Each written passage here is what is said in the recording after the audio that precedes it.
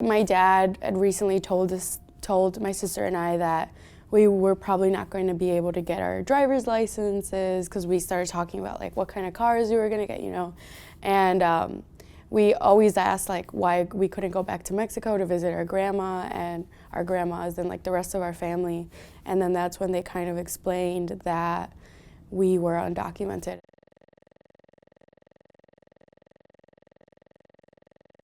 I was born in Acapulco, Mexico, and that's where my parents are from. That's where my whole family's from. My first memories are in the US, so I don't remember anything about Mexico either. I remember the airport.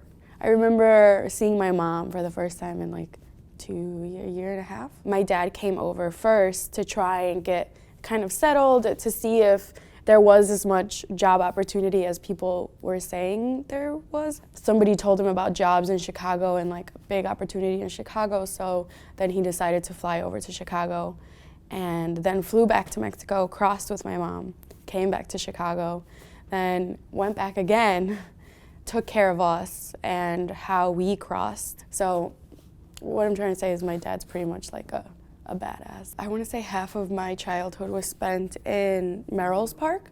Okay. So I was there until like I was 12, and then we moved to Aurora. We were part of a big Hispanic community, so I never really had trouble making friends or like with identity. It wasn't until I moved to Aurora and when I was in high school that I started to realize that I was different in a way. And I played volleyball, so whenever I would go to these schools, like all the differences were just kind of like, it kind of smacked you in the face. There's this kind of internalized racism. I internalized a lot of the bad things people would say about the Latino community and started believing them like about myself. It was just really frustrating to hear people be like, oh, I'm going to get my license, like I'm getting a car, I got my first job, and knowing that that was never going to be like a traditional rite of passage for me. I've grown up here and like that what the media tells you, that's what you expect, like whenever you see a movie about teenagers or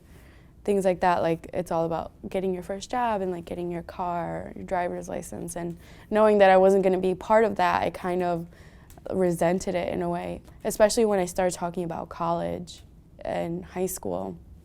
That was a really big issue for me, knowing that I wasn't able to get thought that I wasn't able to get a proper education because of my status. I decided I wasn't going to college in my sophomore year. I was so affected by my status. In 2011, we got a new career center counselor. She was absolutely amazing and started going to classes and saying like, even if you are undocumented, and she had a lot of experience with undocumented students, so she started talking about undocumented students going to college, and not just community college, going to four-year colleges.